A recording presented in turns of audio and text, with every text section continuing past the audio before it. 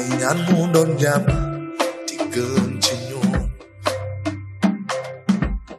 écoutez Radio École. Vous écoutez Radio École, la voix de l'éducation. Vous écoutez Radio École.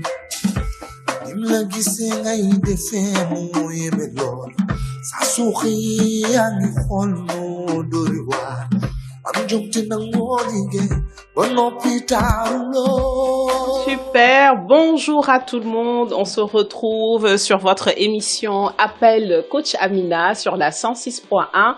On est ensemble pendant 30 minutes pour répondre aux questions que vous avez sur l'entrepreneuriat. Vous pouvez nous retrouver donc à la Radio École 106.1. Vous avez la possibilité d'appeler au 78 518 18 18 pour poser vos questions. On est également ensemble en même temps en ligne sur Facebook, LinkedIn et YouTube.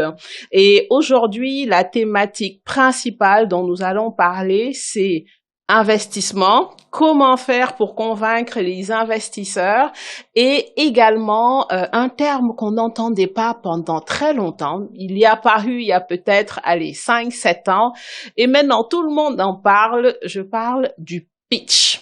On vous dit, il faut pitcher, il faut préparer un pitch.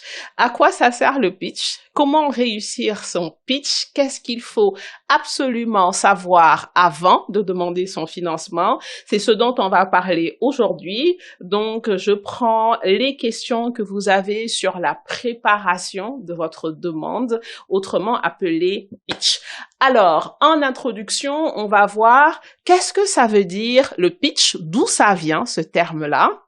Eh ben, c'est un autre mot de la langue anglaise qu'on a intégré, qu'on a emprunté à la langue anglaise. Et donc, le pitch, ça vient à la base de ce qu'on appelle pitch elevator. Et elevator, ça veut dire ascenseur. Et donc, l'idée du pitch, c'était comment, si on prend l'ascenseur avec quelqu'un, entre le rez-de-chaussée et le 10e étage, comment est-ce qu'on dit quelque chose de suffisamment intéressant qui va à l'essentiel pour que la personne puisse dire « Ah, tu sais quoi, je suis intéressé pour en savoir plus, voici ma carte de visite. » Donc, par définition, le pitch est court, concis, va directement à l'essentiel et donne suffisamment d'informations pour susciter l'intérêt. Alors, rassurez-vous, quand vous allez être dans la vraie vie, vous n'allez pas avoir besoin de faire des pitchs de 10 secondes entre le rez-de-chaussée et le 10e étage. Mais par contre, sachez que vous allez avoir en général entre 1 minute 30, 2 minutes, maximum 5 minutes pour présenter votre projet. Alors, quand je dis présenter un projet en 2 minutes, présenter un projet en 5 minutes, parfois j'ai des grands yeux comme ça, où les gens me disent, mais c'est pas possible, qu'est-ce que je vais mettre dedans pour présenter mon projet? Alors, si vous avez déjà pitché, je vous invite à mentionner les éléments que vous avez trouvés difficiles, parce que c'est pas une formation, c'est un échange, c'est interactif, mais autrement, il y a quand même un certain nombre d'éléments qu'il faut savoir au minimum. Déjà, dans la préparation. Quand vous allez vers une personne pour dire « je veux te proposer une occasion d'investir » ou un projet qui va avoir de l'impact, où il est important de participer, d'accompagner, la première chose qu'il faut savoir, c'est que l'investisseur qui est en face de vous n'a pas le même niveau d'information que vous. Donc, vous avez besoin de lui présenter les éléments d'une manière structurée pour qu'il puisse dire « oui, c'est intéressant, je participe, oui, c'est intéressant, j'accompagne ». Alors, après plusieurs recherches, lectures, documentation, avoir assisté également à des comités, on se rend compte que finalement, il y a une structure idéale d'un pitch. avant de rentrer dans cette structure-là, il faut qu'on dise d'abord qu'est-ce que l'entrepreneur doit absolument savoir, avoir préparé, avant maintenant de structurer l'information. Donc souvent, quand on démarre, on a notre passion, on a notre compétence et on se dit, ça y est, les gens vont forcément comprendre dès que je vais présenter, et c'est pas le cas. La première chose qui est importante, c'est que la personne qui est en face, avant de pouvoir décider et d'être sûr qu'elle investit en vous, vous avez d'abord besoin de lui expliquer que le projet, vous n'êtes pas en train de le faire juste pour vous, pour votre propre intérêt, mais que il y a un problème que vous cherchez à résoudre, et en plus, pas seulement qu'il y a un problème, il faut également justifier, expliquer qui est-ce que ce problème affecte, et il faut que l'investisseur soit sûr que ce problème, il affecte pas seulement les gens de votre quartier, mais qu'il affecte un grand nombre de personnes. Donc, la première chose que vous allez devoir faire, c'est pouvoir expliquer, exprimer correctement pourquoi est-ce que certaines personnes auront besoin du service que vous proposez. Donc, je dirais, le premier élément de votre pitch, c'est de pouvoir expliquer correctement quel est le problème que vous avez remarqué, quel est ce problème qui vous touche, que vous avez vécu et auquel vous voulez apporter une solution. Donc, en tant qu'entrepreneur, vous devez d'abord savoir exprimer clairement le problème. Donc, bien sûr, comme je dis, vous avez la possibilité de poser les questions, quelle que soit la plateforme, YouTube, LinkedIn et Facebook également. Vous pouvez également nous écouter et poser vos questions en direct sur la 106.1 en appelant le 78 518 18 18. Et donc, ce premier point, c'est savoir présenter le problème. Et forcément, quand on parle de problème, on va parler de solution. Quelle est la solution que vous apportez? Si vous êtes la 45e personne à faire exactement la même chose qu'avant, l'investisseur se dit, bon, un de plus, un de moins, on n'a pas ce sentiment qu'il faut vraiment absolument investir sur votre projet. Donc, dans la manière d'apporter une solution, la personne qui est en face doit comprendre que soit vous savez faire une chose que les autres ne savent pas faire, vous avez une approche différente par rapport au problème à résoudre, vous avez une technique spéciale, mais il faut qu'on sente que quelque part, la solution que vous apportez, elle manque, elle est unique.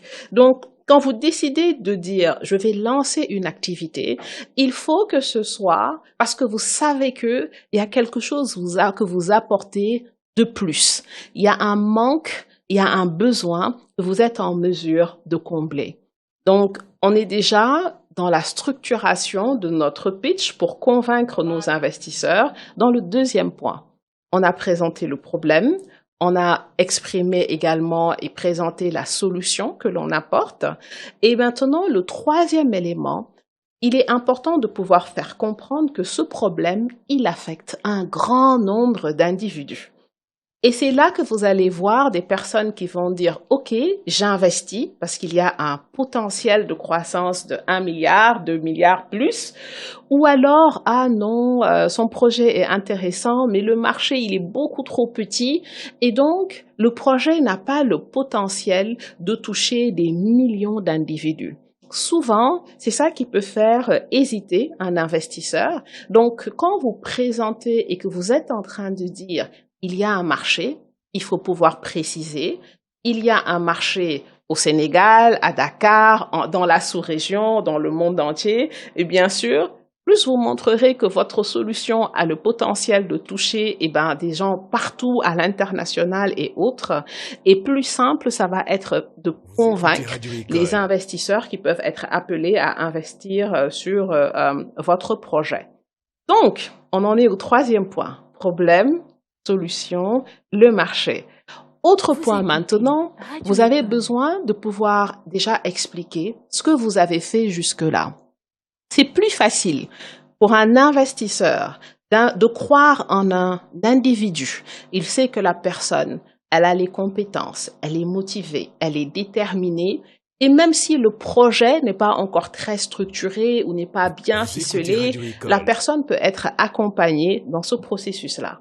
Par contre, si vous avez la meilleure idée de projet, mais que vous n'inspirez pas confiance, que vous n'avez pas l'air d'être sûr de vous, que vous n'arrivez pas à convaincre par rapport à votre présence, par rapport à votre explication, votre préparation, l'investisseur peut se dire, le projet est intéressant, mais je suis pas très sûr que la personne a ce qu'il faut pour lancer cette activité.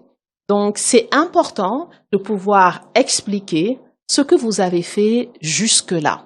Est-ce que vous êtes juste arrêté à l'idée ou alors est-ce que vous avez déjà testé, pratiqué, avancé? Est-ce que vous vous êtes formé? C'est important que la personne puisse comprendre ce que vous avez fait jusque-là. Alors, on a une question de Salimata. Quels conseils ou techniques pouvez-vous recommander pour captiver l'attention du public dès les premières secondes d'un Vous pitch écoutez Radio et les École. inciter à vouloir en savoir plus? Vous écoutez Alors, pour Radio répondre École. à la question de Salimata, ici, on va imaginer le pitch où on est devant des investisseurs, on doit prendre la parole, il y a un concours et on vous appelle pour dire « Venez présenter votre projet ».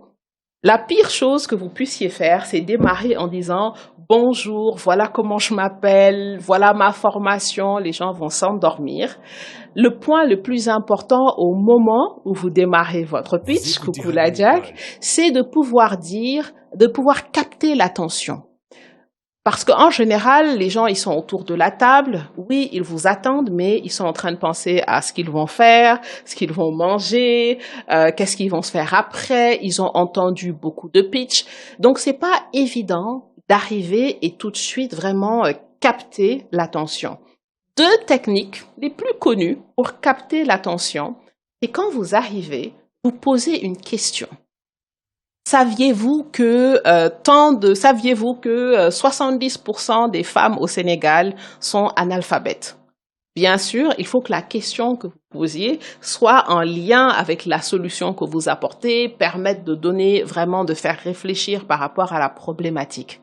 Donc, c'est qu'une question à laquelle vous n'attendez pas une réponse, mais le simple fait d'arriver, de poser une question en démarrant, fait que les gens vont s'arrêter, réfléchir. Vous avez réussi à les faire vraiment Vous écoutez Radio rentrer École. dans votre présentation. Donc, soit vous posez une question, l'autre technique, c'est raconter une histoire. Oui, en grandissant, j'étais dans ma famille, je me suis rendu compte que mes cousines n'allaient pas à l'école, voilà ce que j'ai ressenti. Et donc, le fait de raconter une histoire, c'est également un bon moyen de créer une connexion parce que nous sommes naturellement programmés pour aimer les histoires. Les appels téléphoniques qui commencent par « il faut que je te raconte ce qui s'est passé » sont toujours les appels qu'on est pressé de prendre. Je sais que je suis pas la seule à être curieuse. Donc, pour accrocher l'attention du public dès le début, pensez à une question percutante que vous pouvez poser ou alors raconter une histoire qui vous a touché, qui explique un peu pourquoi vous avez décidé de lancer le projet. Ensuite, Vous écoutez Radio École. je vois une autre question. Comment puis-je gérer le stress et la nervosité liés à la présentation de mon pitch devant un public? Très bonne question, Abdul Hadir. Alors, ce qui est important, c'est la préparation. Alors, la préparation, elle se fait à deux niveaux. Premièrement, répétez déjà dans votre tête, une fois que vous avez fait votre pitch, imaginez-vous, visualisez une situation où vous êtes en train de présenter.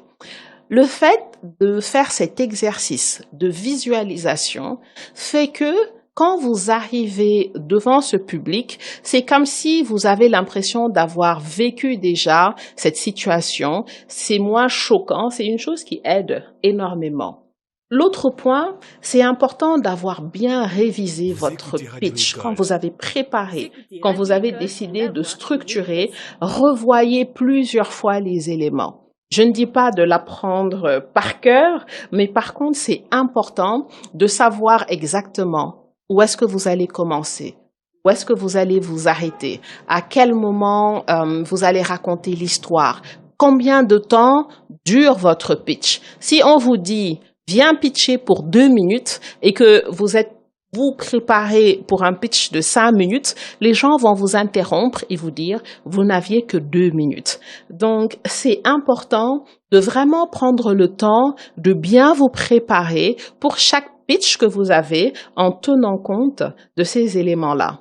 Le fait de se préparer, de savoir exactement comment vous avez décidé de présenter votre pitch, d'avoir plusieurs fois visualisé cet exercice-là, le fait également de pouvoir pitcher devant vos frères, devant vos sœurs, devant vos amis, fait que quelque part, ça va diminuer ce trac et cette situation de stress.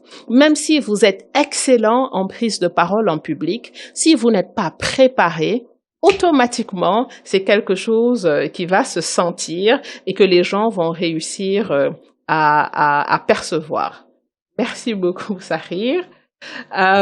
Et ensuite, question de Fatougué Djahate, quelles sont les erreurs à absolument éviter pour réussir son pitch? La plus grande erreur, c'est de ne pas se préparer, de ne pas avoir de structure, de ne pas également arriver devant les personnes sans savoir, ok, je sais que ça va durer tant de temps. Mais le pire, si je dirais la principale erreur, c'est tout simplement de ne pas s'être préparé et de dire je vais improviser, je connais mon projet. Question suivante de Ibrahima. Comment puis-je adapter mon pitch à différents publics tels que les investisseurs, les clients potentiels ou les partenaires stratégiques? Très, très bonne question. Alors, ce qui est important à ce niveau-là, c'est vraiment de savoir à l'avance à qui vous allez présenter votre pitch et vous posez vous-même la question: qu'est-ce que cette personne va gagner, entre guillemets, à écouter mon pitch? Qu'est-ce qui est important? Qu'est-ce que je veux que cette personne fasse après avoir écouté mon pitch? Si je veux que cette personne investisse, je dois me demander quelles sont les questions que cette personne peut se poser. Quelles sont les réponses qu'elle a besoin d'avoir? Quels sont les éléments que cette personne a besoin d'avoir pour prendre une décision? Et c'est exactement le même questionnement par rapport à des clients. Donc, du coup, si on est devant des investisseurs, l'investisseur a besoin de savoir quelle est la stabilité de l'entreprise, est-ce qu'elle existe depuis longtemps, quels sont les chiffres, pour pouvoir estimer si l'entreprise est crédible, rentable et s'il peut faire cet investissement-là. Par contre, le client, vous êtes en train de chercher à lui vendre un produit, donc à ce moment-là, on va parler de pitch commercial.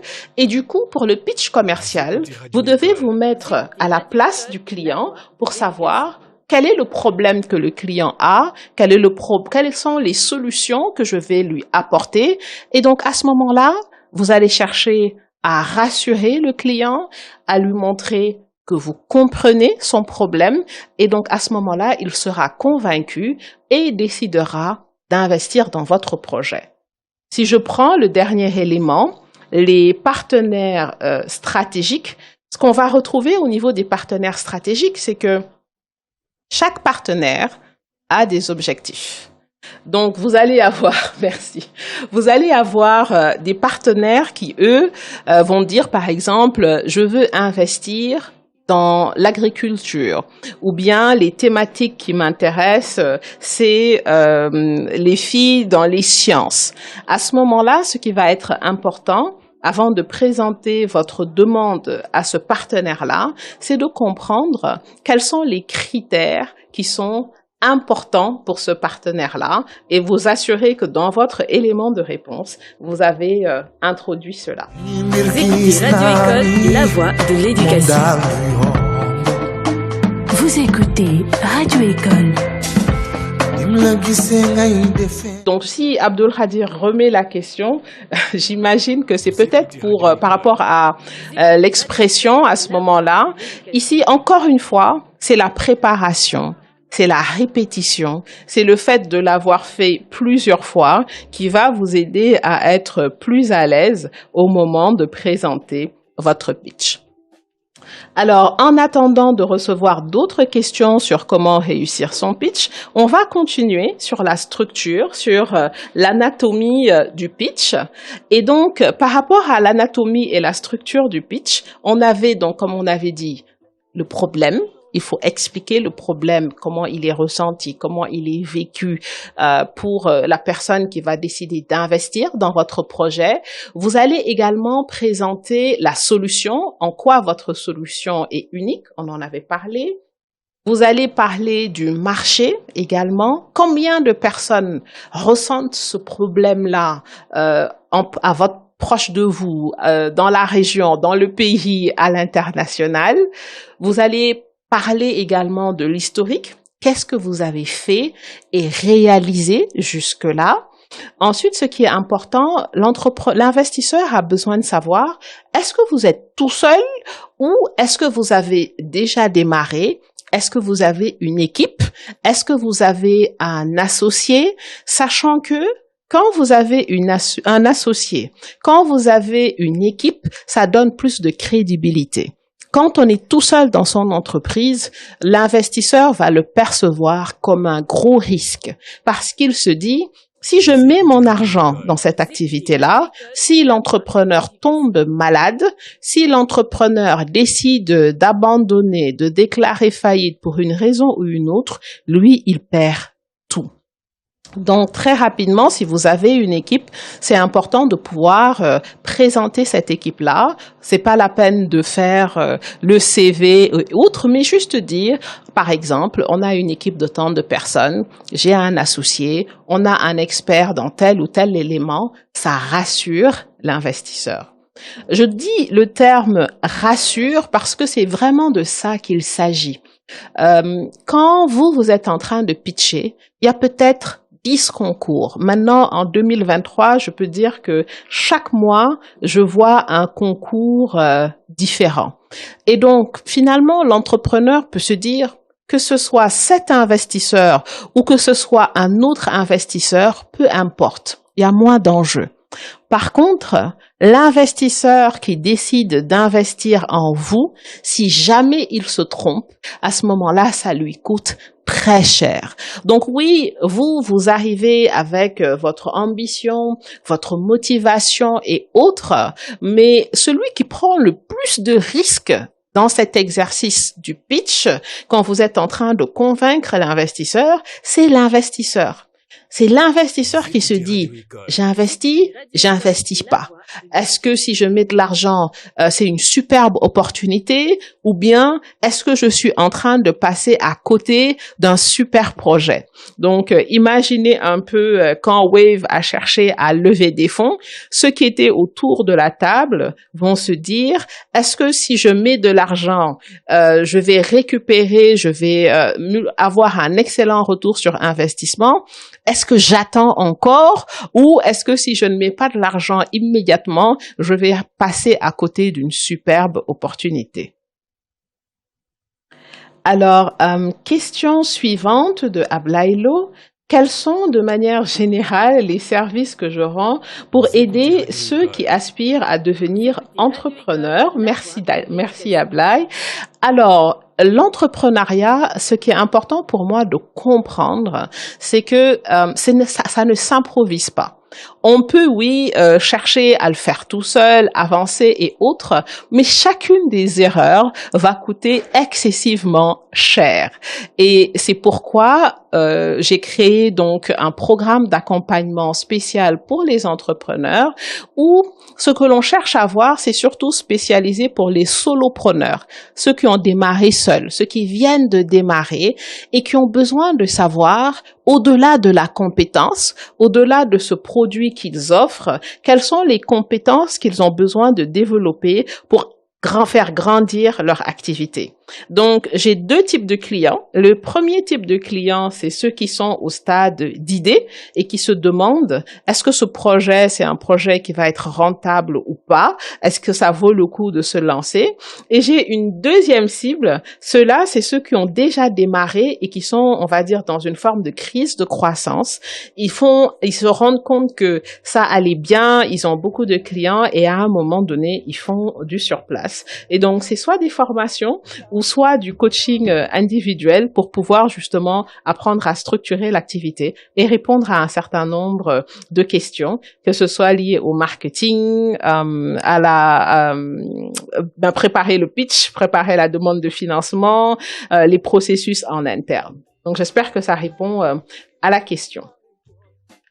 Et donc, sur le pitch, donc on récapitule, on a parlé le problème, la solution, la taille du marché, ce que vous avez fait jusque-là, l'équipe, et enfin, l'investisseur a besoin de comprendre comment est-ce que vous faites de l'argent. Et sur cette question de comment est-ce que vous faites de l'argent, c'est important déjà de donner les bons chiffres. Et donc, ça ressemble un peu à la question de Abdulhadir qui dit « Comment puis-je expliquer le modèle économique de mon entreprise et comment elle génère des revenus ?» C'est très simple. Pour pouvoir proposer un service, vous allez faire des dépenses et vous avez besoin de montrer voilà les dépenses que j'ai et ces dépenses me permettent de créer un produit, de créer un service. Voilà à combien je vends ce service et la différence, c'est le bénéfice. Donc, l'investisseur, lui, en face, il a juste besoin de comprendre à quel moment vous dépensez de l'argent, combien vous dépensez et ensuite à combien vous vendez, quelles sont les quantités que vous êtes capable de vendre et voir que non seulement vous êtes rentable, vous faites suffisamment d'argent pour vous payer un salaire et pour payer votre dette ou payer ceux qui vous auront financé. Donc ici, c'est important de comprendre que l'investisseur, il va regarder ces chiffres-là et s'il vous plaît, j'insiste sur ce point-là, soyez honnête. Les gens à qui vous allez présenter vos demandes de projets, vos demandes de financement, des projets en général, ils en ont vu des centaines. Donc, si vous présentez des chiffres qui ne sont pas réalistes en disant oui, je suis capable d'avoir 20 clients, je suis capable de vendre à tel montant ou autre, voilà les bénéfices que je réalise. Si c'est pas réaliste, c'est votre crédibilité que vous allez venir remettre en cause et la relation entre l'investisseur et l'entrepreneur, c'est une relation de confiance. Donc, si à ce moment-là, ça a l'air louche, pas crédible, pas sûr, qu'est-ce qu'il va faire? Il va être inquiet. Et être inquiet pour l'investisseur, c'est il va se retenir. Donc, la présentation de votre modèle économique, c'est vraiment ces éléments-là. Présentez vos charges, présentez vos revenus, présentez comment l'entreprise a fonctionné depuis là, quels sont les chiffres que vous avez réalisés. Et ce sont ces éléments-là qu'on va aborder lors de notre prochaine session. Il nous reste 2 minutes à peu près pour clôturer. Donc, juste, ça me laisse le temps d'annoncer la session suivante où on va parler vraiment de la question financière. Comment savoir quel montant on va se payer? Quelles sont les informations financières? Quel est le minimum finalement qu'on a besoin de savoir en termes de gestion de ses finances quand on est entrepreneur? Enfin, par rapport aux différentes questions, je finissais donc sur le pitch, je fais un gros récap final. On avait pouvoir d'abord commencer par bien expliquer le problème que vous êtes en mesure de résoudre, montrer également la solution et montrer en quoi votre solution est différente, unique, ajoute un plus, répond à un besoin. Montrez également qu'il y a un grand nombre de personnes qui a besoin de votre solution pour qu'on se dise « Oh, wow, il y a du potentiel ». Montrez ce que vous avez fait jusque-là, qu'on sache que vous n'êtes pas uniquement à l'étape d'idée, que vous avez déjà eu des clients jusque-là. Expliquez, présentez votre équipe si vous en avez. Si vous en avez pas, les conseils ou les mentors, et les conseillers ou les mentors qui vous accompagnent. Également, le modèle économique, comment vous faites de l'argent, combien vous dépensez, quelle quantité vous vendez, qu'est-ce que ça vous rapporte. Et enfin, on ne peut pas terminer l'émission sans parler du dernier point. Quand vous dites « j'ai besoin de 1 million », j'ai besoin de 4 millions et autres, c'est important de pouvoir dire à quoi va vous servir cet argent. Le chiffre de 1 million, le chiffre de 500 000, le chiffre de 50 000, d'où est-ce qu'il sort? Il faut que ce soit logique. Et donc, vous avez besoin d'expliquer le 50 000, le 100 000, le 1 million va servir à acheter un équipement, à couvrir un fonds de roulement. Et donc, c'est important de pouvoir bien détailler combien vous voulez, à quoi ça va servir et idéalement, quel va être l'impact. Ce que l'investisseur adore, c'est l'entrepreneur qui arrive, qui a déjà fait un certain nombre de choses de lui-même, qui est déjà peut-être au maximum de son potentiel et qui se dit, si tu investis en moi pour tel montant, je vais pouvoir passer de 200 clients à 1000 clients. Parce qu'il se dit, ah non, mais attends, cette personne-là, c'est sûr, elle a compris le marché, elle a déjà commencé à vendre et elle a juste besoin d'un boost. Et si je mets de l'argent, ça veut dire que je vais avoir un retour sur mon investissement. Et je vois une autre question de Ablaïlo qui demande de revenir sur les manières concrètes.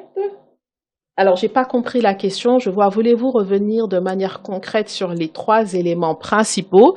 Je vais deviner que c'est peut-être sur les éléments principaux du pitch que je viens de citer, à savoir présenter le problème, en quoi votre solution répond à ce problème-là de manière unique, originale, la taille du marché, globalement, celle que vous pouvez toucher, la taille de votre équipe, ce que vous avez fait jusque-là, comment vous faites de l'argent et enfin, de combien avez-vous besoin, de quoi avez-vous besoin, à quoi va servir ce financement-là et quel en sera l'impact. Donc, c'est ce qui met un terme à cette émission Appel Coach Amina. Merci pour les différentes questions. La semaine prochaine, comme promis, on va parler de finances de base, quel salaire se payer, comment déterminer ce montant-là, quel est le minimum d'éducation financière à avoir pour réussir à convaincre l'investisseur. Donc, je vous dis à bientôt. Je garde la question de Amy pour l'émission prochaine et donc à bientôt sur Appel Coach Amina.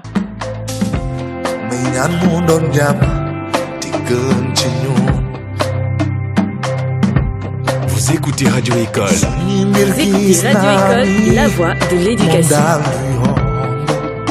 Vous écoutez Radio École.